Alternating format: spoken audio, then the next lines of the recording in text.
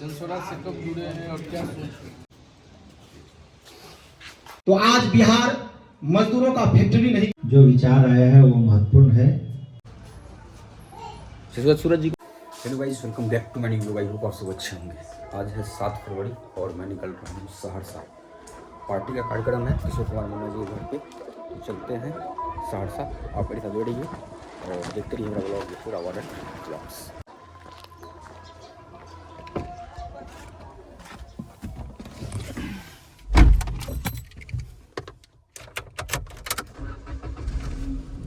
दोस्तों, यहाँ पर जाम में हम लोग फंस चुके हैं। गाड़ी लगी हुई है, हॉर्न दे रहे हैं लेकिन किसी को सुनाई नहीं पड़ रहा है। तो दोस्तों, फाइनली मैं पहुँच चुका हूँ। वो तो वहाँ पर लेट भए तो ओने सब तो भेंट कर लेबै ना, कार्यक्रम शुरू भए जाता तो ओने सब तो मिल लेबै। चलिए, वहाँ पर गोडियारी में जाम में फंस गए थे। टेंट वाला जो है ना, वो वहाँ से लोड कर रहा था, तो 2 ट्रैक्टर आगे में था माल लोड किए हुए, तो वहीं पर रुके हुए थे। 20 मिनट जाम रहा वहाँ पे, पूरा लोड किया तब गाड़ी को साइड किया। तो फाइनली फैजू भाई को साथ कर लिए हैं। हम लोग पहुँच रहे हैं सहरसा किशोर कुमार जी के घर पे, जो पूर्व विधायक रह चुके हैं और पार्टी के कद्दावर लीडर भी चुके हैं मस्जिद के पास। और फैजू भाई को नमाज़ पढ़ना है। ठीक है, आप आइए।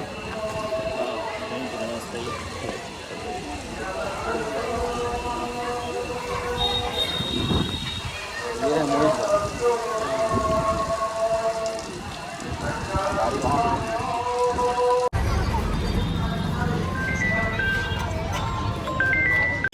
दोस्तों, ये देखिए फैजू भाई आ चुके हैं। चलिए, और यहाँ पर जाम लग चुका है।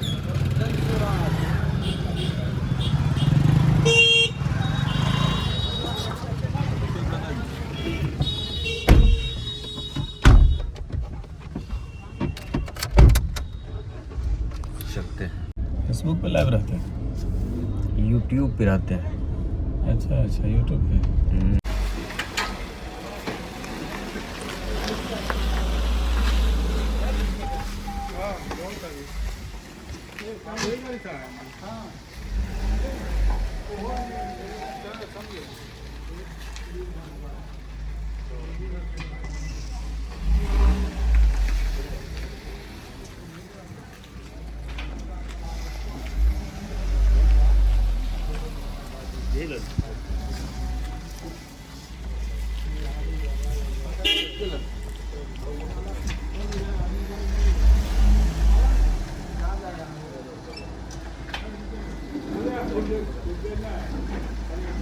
बस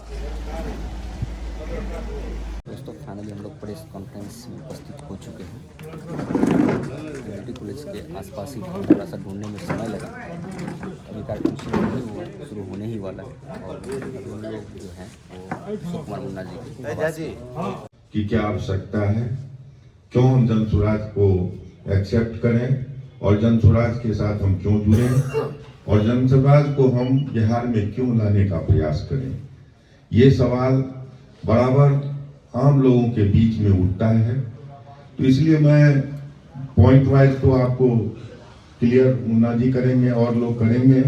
जनस्वराज एक बिहार में उभरता हुआ पार्टी आया हो, लेकिन शिक्षक उसमें नादान है। खिचड़ी बनता है उसी पर, जब तक खाना बना खाना खाया सब फिर बिहार का तो यही है। बेरोजगारी का क्या है, यहाँ से जितने भी ट्रेन जाती है सब फुल लद करके पंजाब हरियाणा गुजरात जाता है। बिहार में न रोजगार है और हर जगह थाना में जाइए, मार खा के जाइए या मार के जाइए, दोनों में पैसा लगता है।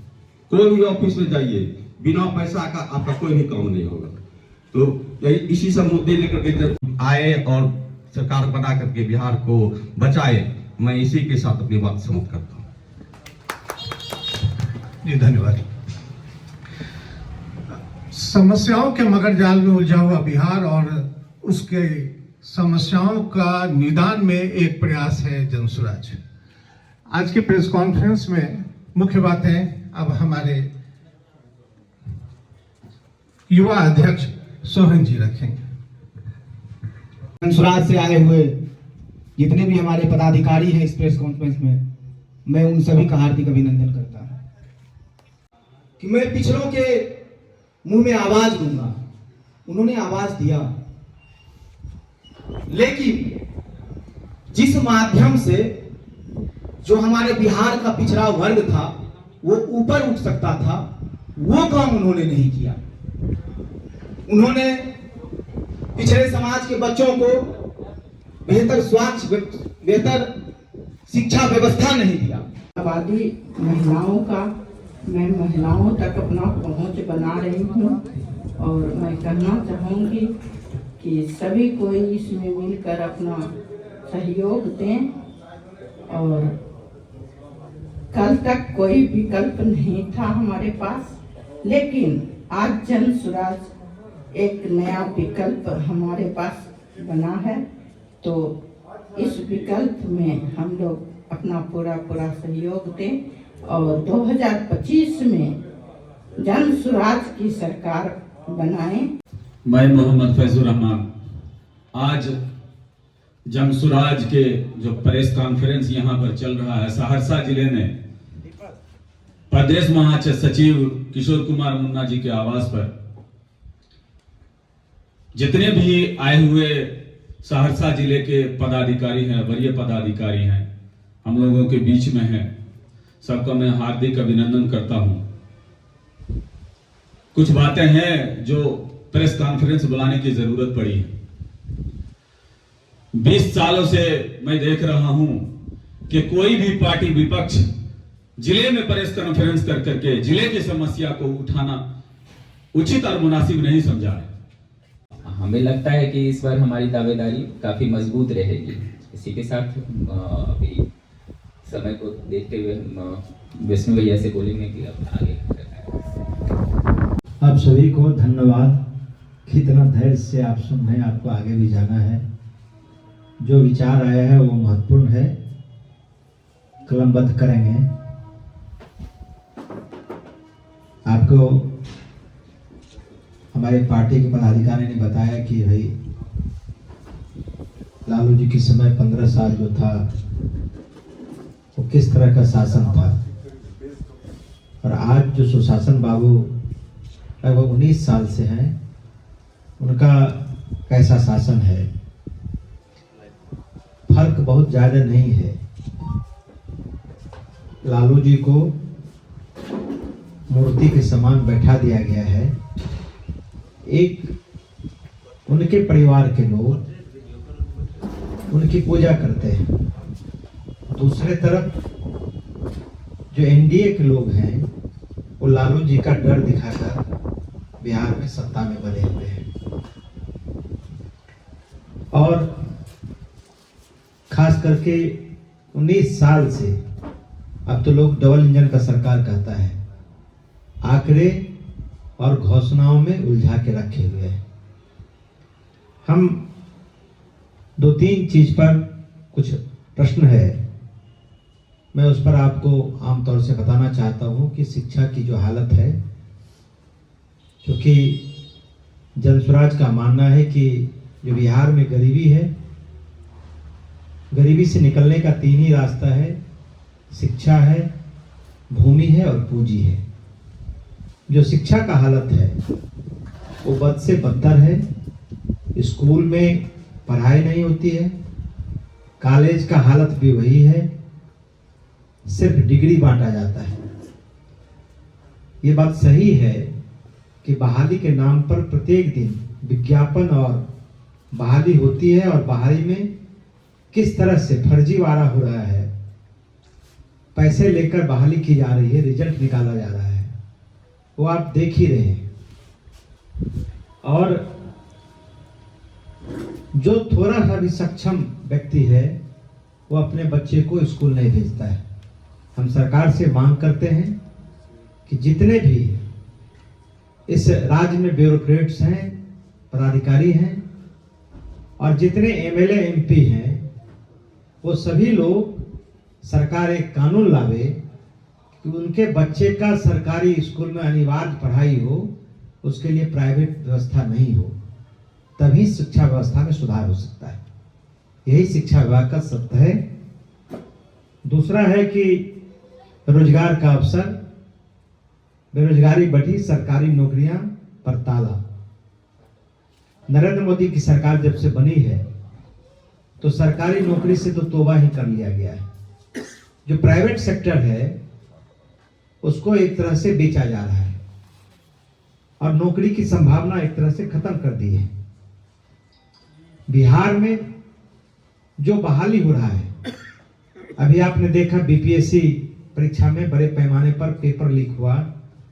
उसके पहले सिपाही भर्ती, उसके पहले दरोगा परीक्षा, उसके पहले जितना भी परीक्षा हुआ है, वैसे देश में बिहार पेपर लीक के मामले में हब बन गया है। हर पेपर लीक का बिहार ही कनेक्शन हो रहा है और खास करके सत्ता का, और यहाँ जो ब्यूरोक्रेट है उसका संरक्षण प्राप्त है। तो स्थिति यही है। तीसरा कि जो अस्पताल का हालत है आप लोगों से छुपा हुआ नहीं है। गांव में जो सब सेंटर है वो तो एकदम बिल्कुल डिफंड है। जो पीएससी है ब्लॉक में, उसकी हालत आप देख सकते हैं, वहाँ इलाज का व्यवस्था नहीं है, खाना पूर्ति हो रहा है। और जो सदर अस्पताल है, सिर्फ सहरसा सदर का हालत नहीं है, लोग तो पहले इसको पीएमसीएच बोलते थे, लेकिन सदर अस्पताल में आज आधा दर्जन मंत्री आए होंगे, लेकिन कोई दुर्घटना घट जाए तो उनका इलाज सदर अस्पताल में नहीं हो सकता है।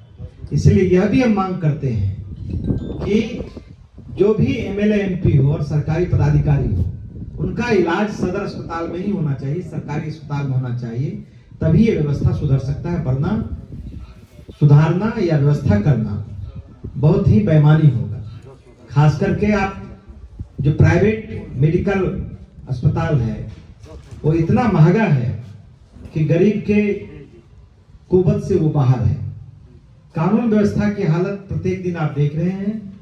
कानून व्यवस्था का जो हाल है वो बदतर है। सरेआम दिन में आकर पेट्रोल पंप पर लूट लिया जाता है। सीसीटीवी कैमरा में वो कैद रहता है, लेकिन पुलिस पकड़ने में विफल साबित हो रही है। किस दिन किसका हत्या हो जाए कोई नहीं जानता है। और अब तो मेरा मानना है कि प्रशासन और पुलिस भी असुरक्षित है, इतना अपराधी का मनोबल बढ़ा हुआ है। बिहार में जो प्रत्येक दिन खोखला विकास का दावा और नाटक किया जा रहा है, इससे आप समझ सकते हैं कि डबल इंजन की सरकार है। नीतीश जी प्रगति यात्रा पर है और तेजस्वी जी अपने छवि को चमकाने के लिए किसान के खेत में पहुंचकर गोभी खरीद रहा है पिताजी के लिए। उनको बिहार के विकास के मामले से कुछ लेना देना नहीं है। तो बिहार में जब तक विकास का बात नहीं होगा, जब तक डेवलपमेंट नहीं होगा, तब तक पलायन नहीं रुकेगा। और सबसे ज्यादा जो पलायन हो रहा है वो कोसी क्षेत्र से हो रहा है। ये इसीलिए हो रहा है कि यहाँ कोई कल कारखाना का व्यवस्था नहीं किया गया है। भ्रष्टाचार के संबंध में आपको जो प्रेस विज्ञप्ति दी गई, भ्रष्टाचार चरम पर है। प्रशासन में सिर्फ वसूली और बंदरबात है, लूट है। तो भ्रष्टाचार का क्या हालत है, आज के ही अखबार में आप उल्टा के देखेंगे तो इंदिरा आवास में, प्रधानमंत्री आवास में सिर्फ नाम जरवाने के नाम पर 3000 रुपये और 2000 रुपये ले जाते हैं। 3000 रुपये सामान्य लोगों से और 2000 रुपये दलित और महादलित अति पिछड़ी जाति से लिया जाता है। आप समझ सकते हैं कि कितना भ्रष्टाचार है। और जो पंचायत मुख्यालय है, पंचायत सरकार भवन बना है, जो ब्लॉक है और जो जिला मुख्यालय है, वो एक तरह से वसूली सेंटर बन गया है। ये वसूली सेंटर इसलिए बन गया है कि जितने लोगों का अधिकारी का पोस्टिंग हो रहा है वो तमाम पोस्टिंग बगैर रिश्वत का नहीं हो रहा है। पैसा उसूल के, पैसा लेकर जब उसका बहाली होगा तो स्वाभाविक है कि वो आम लोगों से पैसा वसूलेगा। तो एक तरह से वो पैसा वसूलने का जिला अधिकारी का कार्यालय हो या फिर ब्लॉक हो या पंचायत सरकार हो, वो सभी एक तरह से पैसा वसूलने का अड्डा बन गया है। कोसी क्षेत्र सबसे ज्यादा उपेक्षित है। कोसी में आप जब देखेंगे तो सबसे ज्यादा, मैंने पहले भी कहा कि यहाँ पलायन होता है। राजस्व के मामले में देश में सहरसा स्टेशन का 10वां नाम है, 10वां स्थान है। ये इसीलिए है कि यहाँ रोजी रोजगार बहुत है, इसलिए नहीं है। ये इसलिए है कि चूंकि ये मजदूरों का हब है। यहाँ से दिल्ली, पंजाब, हरियाणा, विभिन्न प्रदेश में लोग सिर्फ अपने जीवन यापन के लिए जाता है और वो रेल के माध्यम से जाता है। तो सबसे ज्यादा जो पिछड़ा इलाका है और जो सरकारी उपेक्षा का जो दंश झेल रहा है वो कोसी का इलाका है।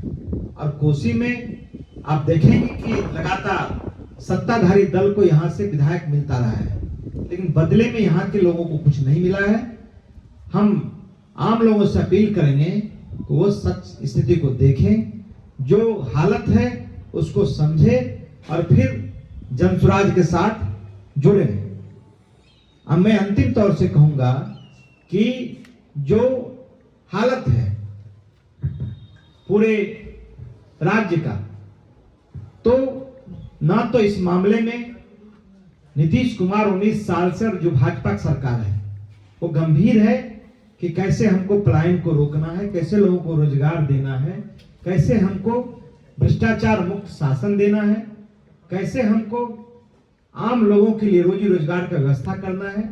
इस मामले में सरकार विफल साबित हुई है और विपक्ष जो है, जो सरकार की विफलता है उसको उजागर करने में विपक्ष के नेता और विपक्ष असफल साबित हुआ है, क्योंकि उनकी साख नहीं है। तो तीसरा विकल्प सिर्फ जनसुराज है। हम लोग लगातार इस सवाल को मजबूती से उठा रहे हैं और आपने देखा भी होगा कि प्रशांत किशोर जी पिछले 2 साल से ज्यादा से पदयात्रा किए हैं। फिर जो राज्य के महत्वपूर्ण समस्याएं हैं, जो आम लोगों का इशू है, उस सवाल को लेकर लगातार आंदोलन कर रहे हैं। क्योंकि अभी के राजनीति में जो आम लोगों का समस्या है उसको एक तरह से साजिश के तहत लोगों के दिमाग से हटा दिया गया है। न तो उसे प्रिंट मीडिया में, न इलेक्ट्रॉनिक मीडिया में दिखाया जाता है और न विपक्ष उस बात को उठाता है। प्रशांत किशोर जी ईमानदारी इस सवाल को उठा रहा है। जनसुराज ने संकल्प लिया है कि हम आम लोगों की समस्या को लेकर लगातार लड़ते रहेंगे। और पहले तो लोग कहता था कि विकल्पहीनता है, लोग करेगा क्या भाई, नीतीश जी को वोट नहीं देना है तो लालू जी को वोट देना है, और लालू जी को नहीं वोट देना है तो नीतीश जी को वोट देना है। तो एक अच्छा विकल्प लोगों के सामने जनसुराज आया है। हम लोगों से भी अपील करेंगे कि लोग जनसुराज को मदद करें, जनसुराज से जुड़े, ये हम अपील करना चाहते हैं। आगामी 13 तारीख को पूर्व केंद्रीय मंत्री और जनसुराज के सीनियर लीडर देवेंद्र प्रसाद यादव जी सहरसा आएंगे। अभी जगह तय नहीं हुआ है। और फिर 11 तारीख को जो प्रदेश के महिला अध्यक्ष हैं वो भी हमारी यहाँ आएगी। उनका भी कहीं देहात में कार्यक्रम होगा, लेकिन आप लोगों से भी मिलेंगे। हम प्रेस के लोगों से भी कहना चाहते हैं कि जनसुराज चूंकि नई पार्टी है, नई व्यवस्था बनाना चाहता है, आप लोग सब लोग मजबूती से उनको मदद करें। आप सब लोगों का स्वागत है। यदि कोई सवाल पूछना है तो आप पूछ सकते हैं।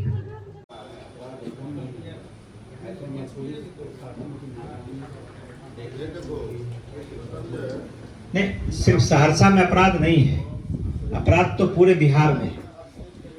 और अपराधी का इतना मल बढ़ा हुआ है कि वो पुलिस पर भी हमला करने से पीछे नहीं हट रहा है। और अपराध इसलिए भी बढ़ रहा है कि पुलिस की शराब और जमीन के पीछे लगा हुआ है, कानून व्यवस्था के पीछे लगा हुआ नहीं है। क्योंकि सबसे ज्यादा पुलिस को पैसा शराब और जमीन वाले ही देते हैं। तो उनकी प्राथमिकता अपराध को रोकना नहीं है, उनकी प्राथमिकता सिर्फ है जो शराब के धंधे में लगे हैं उसको पकड़ना, या फिर जो जमीन के धंधे में लगे हुए हैं उसके साथ मिलकर चैन गेट चलाना। तो स्वाभाविक है कि अपराधी का मनोबल बढ़ा हुआ है और अपराध इतना बढ़ गया है कि अब जनसुराज युवाओं के लिए किस तरह से काम करेगा? जनसुराज तो वादा ही किया है भाई कि जब हम आएंगे तो हर जो बिहार के बाहर लोग हैं उनके लिए 10 से 12 हजार का तत्काल हम नौकरी का व्यवस्था करेंगे। और जनसुराज ये मानता है कि सिर्फ सरकारी नौकरी से काम नहीं चल सकता है, क्योंकि सरकारी नौकरी सीमित है। पूरे बिहार में यदि सभी नौकरी को आप जोड़ लेंगे तो उसकी कुल संख्या 23 लाख होती है। बिहार में लगभग 2 करोड़ से ऊपर आबादी है युवाओं की। तो हमको रोजगार देना है और किस तरह से बिहार को देश के 10 अग्रणी राज्यों में शामिल करना है, तो उस पर काम जनसुराज कर रही है। और जनसुराज की सरकार आएगी तो उसमें कहीं से दिक्कत नहीं होगा। जनसुराज सिर्फ वादा नहीं करता है, बल्कि वो काम करके दिखाएगा।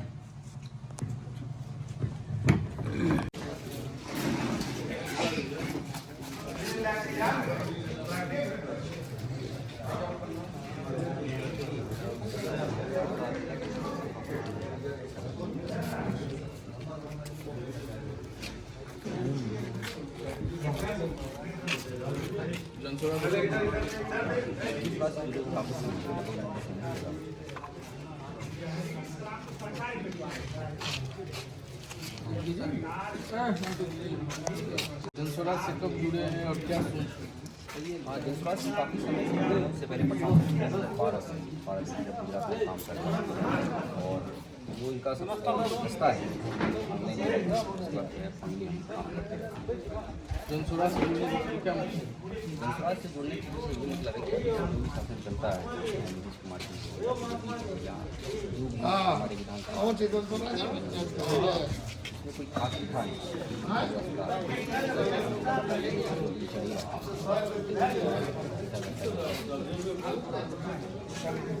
मेरा नाम पूरा वाला विधानसभा और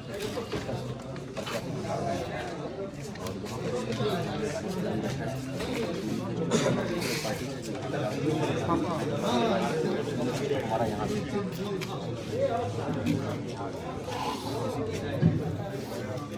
जैसे कि ये तो हमारा मैनिफेस्टो है। जनसुराज जाएगा 5 सीट, ये पूरा ऑर्डर जाएगा तो 5 सीट आएगा। हमारा 5 महाभारतपुर से विजेंद्र भाई इधर आ जाइए, इधर पे इधर आ जाइए सन्नत जी बैठे सब डिस्ट्रिक्ट का काम होगा ऑफिस में रहना और वहाँ की सारी समस्याओं को देखना और यहाँ पर भीड़ है जो क्षेत्र में जाकर के उनकी समस्या को चर्चा करेंगे और ऑफिस अर्जुन के रूप में हम रहेंगे। हमारा काम रहेगा इस समस्या को जनसुराज का लोगो भी चेंज नहीं, जनसुराज का लोगो तो है, ये हमारा मैनिफेस्टो, ये हमारा लोगो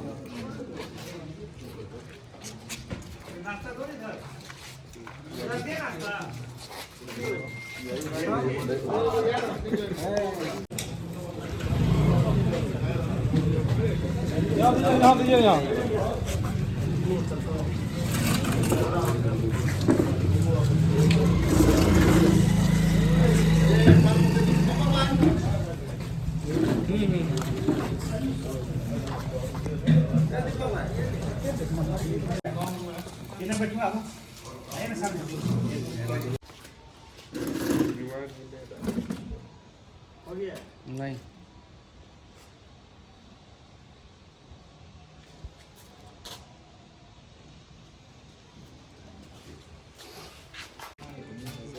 फाइनल कार्यक्रम हो चुका है। हम लोग यहाँ से निकल रहे हैं और सहरसा में कुछ चॉकलेट कॉपी लेना है, सूरत में कुछ मार्केटिंग का वो करना है, उसका घर जाना है, तो लोगों से मिलने जुलने का कार्यक्रम चलता है।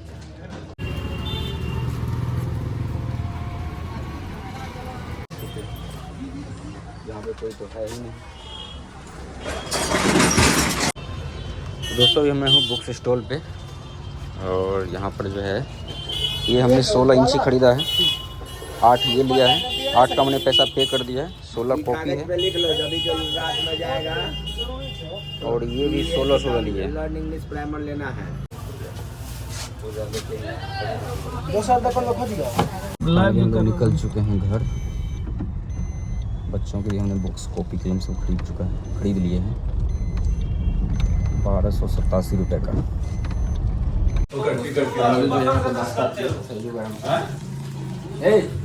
इसमें से जो है ना गाजा और टिकट निकालिए। तो दोस्तों अभी मैं हूँ नारायण स्वीट्स कॉर्नर में, ये है सूरज जी। हमने जनसुराज पार्टी को आवेदन दे रखा है विधायक से चुनाव लड़ने के लिए। पार्टी जिनका भी सिलेक्शन करे जिनको भी टिकट दे हम उनके साथ रहेंगे। अगर मुझे टिकट मिला तो हम खुद लड़ेंगे, अगर नहीं मिला तो जिनको मिलेगा उनके साथ रहेंगे। हम जो चुनाव लड़ेंगे तो उसमें हम सहयोग राशि देने का काम करते हैं। सूरज जी जो है 500 रुपया ये देख सकते हैं। तो सूरज जी की तरफ से 500 रुपया आया है और ये आपको सूरज जी को रसीद हम देने का काम। चलिए सूरज दबाइए, पकड़िए अच्छे से, इसको नहीं दबाइए। हाँ हाँ चलिए, ये देखिए ये रसीद हो गया। नज़दीक से करिए कवर, और नजदीक आइए। अरे उस होके घुस के थोड़े आइएगा, इधर पकड़ सही है ना। हो गया और इधर सही है, बड़ा कर लिए। बड़ा नहीं करना है, इधर सही है ना। और नजदीक आइए, इधर देखिए, शिक्षा से नहीं दे रहे हैं, चाहते हैं ना विधायक बने, टिकट मिले हमको। सूरज जी को दिखाइए, ये हैं सूरज जी। हमने से आग्रह विनती किया है, इन्होंने हमें 500 रुपये का योगदान दिया है सिंगल विधानसभा से चुनाव लड़ने को लेकर के। और ये हमारा मैनिफेस्टो है जो इनको हमने देने का काम किया। क्या सूरज जी साथ रहेगा ना? चलिए। और मोहित बाबू हैं, हम लोग अभी मार्केट में हैं, सब्जी नहीं खरीद रहे हैं। हाँ ठीक है, मिर्च खरीदने हम लोग सही हो। निकल रहे हैं फैंसा होके, क्योंकि फैजुल भाई को जो है छोड़ना है। ये रास्ता थोड़ा सा अभी बनने वाला है, बना नहीं है, छोटी गाड़ी को थोड़ा सा दिक्कत होता है जाने में। तो काफ़ी अच्छा लगा फैजुल भाई से। खून का तो रिश्ता है नहीं, लेकिन इमोशनली कनेक्शन इतना अच्छा है कि बड़ा अच्छा लगता है इनसे मिल करके। और ये बोलते भी काफ़ी अच्छे हैं। ठीक है, थैंक यू, शुक्रिया। फिर मिलेंगे, जिंदगी तो रहने करेगी। ठीक है, फाइनली टाइम हो रहा है 7:45। और आज मोहित बाबू हमें काफ़ी साथ दिए, पहुंच चुके हैं घर। सामान वगैरह सब गाड़ी में है। अच्छा ये लॉक हो गया क्या?